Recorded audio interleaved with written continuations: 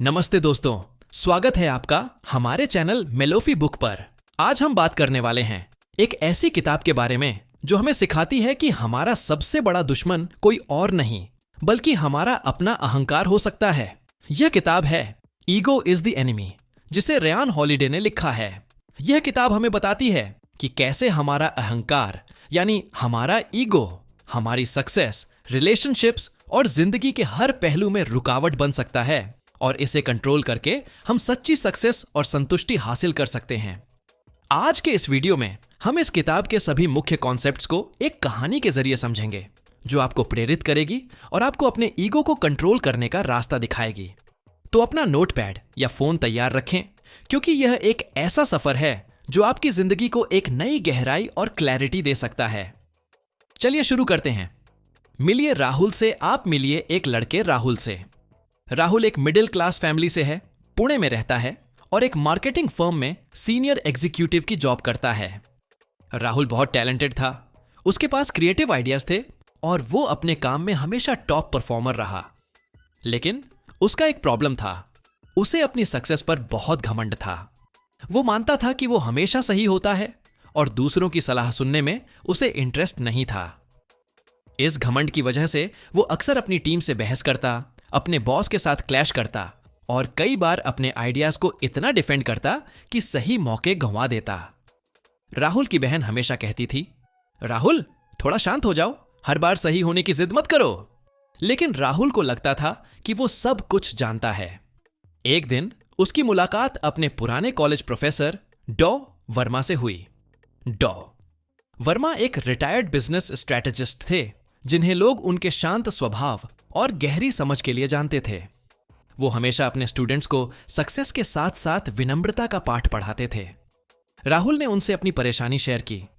Sir, मैं बहुत मेहनत करता हूं, लेकिन मेरे आइडियाज को लोग सीरियसली नहीं लेते। मुझे लगता है कि लोग मेरी वैल्यू नहीं समझते। डॉ वर्मा ने मुस्कुराते हुए कहा, राहुल, तुम्हारा सबसे बड़ा दुश्मन तुम्हारा ईगो है। जब तक तुम इसे कंट्रोल नहीं करोगे, तुम अपनी पूरी क्षमता तक नहीं पहुंच पाओगे। उन्होंने राहुल को ईगो इज द एनिमी किताब दी और कहा, इसे पढ़ो और अपनी जिंदगी में बैलेंस ढूंढो।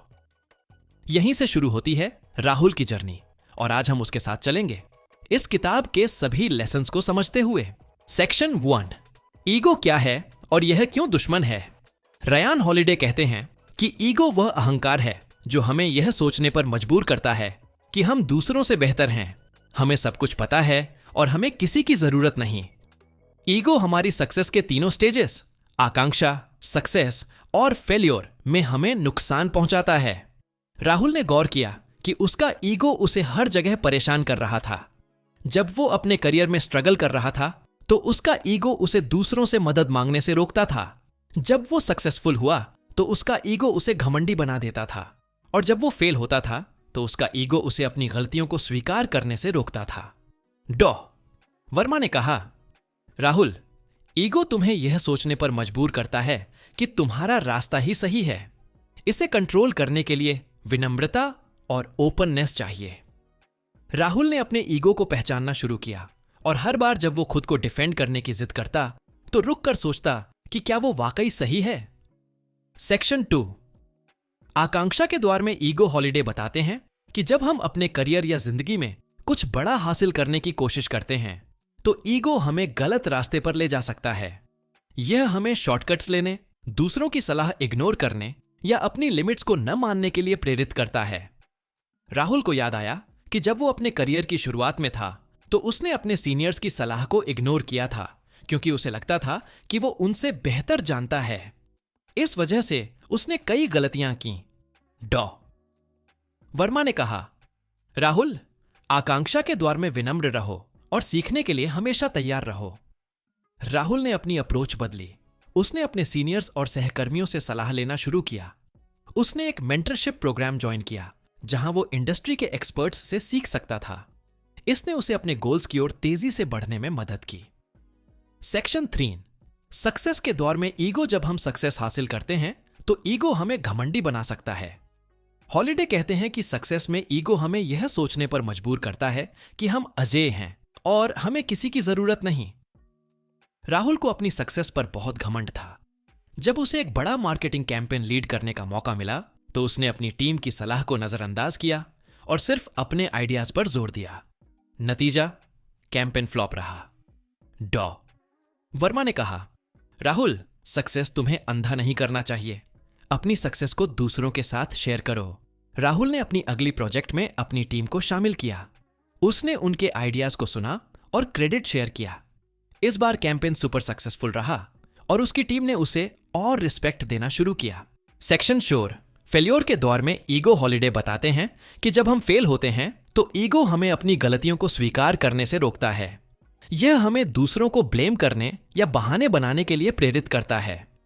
राहुल को याद आया कि जब उसका एक प्रोजेक्ट फेल हुआ था तो उसने अपनी टीम और मार्केट कंडीशंस को ब्लेम किया था, लेकिन उसने कभी अपनी गलतियां नहीं मानी। डॉ वर्मा ने कहा, राहुल, अपनी गलतियों को स्वीकार करना कमजोरी नहीं बल्कि ताकत है। राहुल ने अपने पिछले प्रोजेक्ट्स का रिव्यू किया और अपनी गलतियां ढूंढी। उसने अपनी टीम से माफी मांगी और उनसे फीडबैक लिया। इसने उसे अपनी कमियों को सुधारने में मदद की और वो अपने अगले प्रोजेक्ट में ज्यादा सावधानी से काम करने लगा। सेक्शन 5 विनम्रता और लर्निंग माइंडसेट हॉलिडे कहते हैं कि ईगो को कंट्रोल करने का सबसे अच्छा तरीका है विनम्रता और लर्निंग माइंडसेट अपनाना। हमें हमेशा स्टूडेंट की तरह रहना चाहिए जो हर अनुभव से कुछ नया सीखता है। राहुल ने अपने ऑफिस में एक जर्नल रखना शुरू किया जिसमें वो हर दिन अपनी सीख और गलतियां लिखता था। उसने अपने सहकर्मियों से रेगुलर फीडबैक लेना शुरू किया और उनकी सलाह को गंभीरता से लिया। डॉ वर्मा ने कहा, राहुल, जब तुम स्टूडेंट बनकर सीखते हो तो तुम्हारा ईगो कंट्रोल में रहता है। इस माइंडसेट ने राहुल को ज्यादा ओपन और अप्रोचेबल बनाया। उसकी टीम ने उसे एक बेहतर लीडर के रूप में देखना शुरू किया और उसका रेप्यूटेशन बढ़ गया। सेक्शन 6 दूसरों की मदद करें। हॉलिडे बताते हैं कि ईगो हमें सिर्फ अपने बारे में सोचने पर मजबूर करता है, लेकिन सच्ची सक्सेस तब आती है जब हम दूसरों की मदद करते हैं। राहुल पहले सिर्फ अपने करियर और सक्सेस के बारे में सोचता था, लेकिन उसने देखा कि जब वो अपनी टीम को सपोर्ट करता था तो पूरा प्रोजेक्ट बेहतर होता था। उसने अपने जूनियर्स को मेंटर करना शुरू किया और उनके आइडियाज को प्रोत्साहित किया। इससे उसकी टीम का मोराल बढ़ा और उनके प्रोजेक्ट्स के रिजल्ट्स बेहतर होने लगे। सेक्शन 7 डिटैचमेंट और ऑब्जेक्टिविटी हॉलिडे कहते हैं कि हमें अपने काम और सक्सेस से डिटैच रहना चाहिए। इससे हम ज्यादा ऑब्जेक्टिवली सोच पाते हैं और ईगो हमें कंट्रोल नहीं करता। राहुल को अपने प्रोजेक्ट से बहुत अटैचमेंट था। अगर कोई उसकी क्रिटिसिज्म करता तो वो पर्सनली ले लेता था। डॉ वर्मा ने कहा, राहुल, अपने काम को अपने आप से अलग देखो, यह तुम्हारी वैल्यू नहीं है। राहुल ने अपने प्रोजेक्ट्स को ऑब्जेक्टिवली देखना शुरू किया। उसने क्रिटिसिज्म को पर्सनल अटैक की बजाय इंप्रूवमेंट के मौके के रूप में देखा। इसने उसे ज्यादा शांत और फोकस्ड बनाया। सेक्शन 8 राहुल का ट्रांसफॉर्मेशन और प्रैक्टिकल टिप्स। कुछ सालों बाद राहुल की जिंदगी पूरी तरह बदल चुकी थी। वो अब सिर्फ एक सीनियर एग्जीक्यूटिव नहीं था। उसने अपनी मार्केटिंग फर्म में डायरेक्टर का रोल लिया था और अपनी विनम्रता और लीडरशिप की वजह से इंडस्ट्री में रिस्पेक्ट कमाया था। उसने एक साइड प्रोजेक्ट शुरू किया जिसमें वो यंग प्रोफेशनल्स को मेंटर करता था। वो अब एक बैलेंस्ड, विनम्र और सक्सेसफुल इंसान था। डॉ वर्मा और ईगो इज द एनिमी ने राहुल को यह सिखाया, अपने ईगो को पहचानें। यह कैसे आपके डिसीजंस को प्रभावित करता है। आकांक्षा में विनम्र रहें, हमेशा सीखने के लिए तैयार रहें। सक्सेस में घमंड न करें, अपनी सक्सेस को दूसरों के साथ शेयर करें। फेल्योर में गलतियां स्वीकार करें, दूसरों को ब्लेम करने से बचें। लर्निंग माइंडसेट अपनाएं, हर अनुभव से कुछ नया सीखें। दूसरों की मदद करें, सक्सेस को शेयर करने से बढ़ाएं। डिटैच रहें, अपने काम को ऑब्जेक्टिवली देखें। राहुल ने समझ लिया था कि ईगो को कंट्रोल करके वो न सिर्फ सक्सेसफुल हो सकता है बल्कि एक बेहतर इंसान भी बन सकता है। सेक्शन 9 किताब की आलोचना और balanced view. Ego is the enemy एक बहुत प्रेरणादायक किताब है, लेकिन कुछ लोग इसे बहुत आदर्शवादी मानते हैं। कुछ का कहना है कि हर सिचुएशन में ईगो को पूरी तरह कंट्रोल करना प्रैक्टिकल नहीं है, खासकर हाईली कॉम्पिटिटिव इंडस्ट्रीज में। साथ ही किताब में कुछ कॉन्सेप्ट्स को लागू करने के लिए बहुत सेल्फ अवेयरनेस चाहिए, जो हर किसी के पास नहीं होती। लेकिन डॉ वर्मा ने राहुल को समझाया, यह किताब तुम्हें हर प्रॉब्लम का जवाब नहीं देगी, लेकिन यह तुम्हें एक नया नजरिया देती है कि कैसे अपने ईगो को मैनेज करके सक्सेस और संतुष्टि पाई जाए। राहुल ने इस नजरिए को अपनाया और छोटे छोटे कदमों के साथ अपनी जिंदगी को बदला। दोस्तों, ईगो इज द एनिमी सिर्फ एक किताब नहीं, बल्कि एक गाइड है जो हमें सिखाता है कि कैसे हम अपने अहंकार को कंट्रोल करके सच्ची सक्सेस और संतुष्टि पा सकते हैं। राहुल की कहानी हमें बताती है कि विनम्रता, लर्निंग माइंडसेट और दूसरों की मदद करने से हम अपनी जिंदगी को बेहतर बना सकते हैं। तो आज से ये 5 चीजें अपनाएं। अपने ईगो को पहचानें और उसे कंट्रोल करें। हमेशा सीखने के लिए तैयार रहें, चाहे आप सक्सेस के किसी भी स्टेज पर हों। अपनी गलतियां स्वीकार करें और उनसे सीखें। दूसरों की मदद करें और अपनी सक्सेस शेयर करें।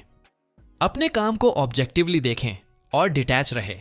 अगर आप इस किताब को ऑनलाइन खरीदना चाहते हैं तो आप नीचे दिए गए वीडियो डिस्क्रिप्शन में दिए गए लिंक के माध्यम से ऑनलाइन खरीद सकते हैं।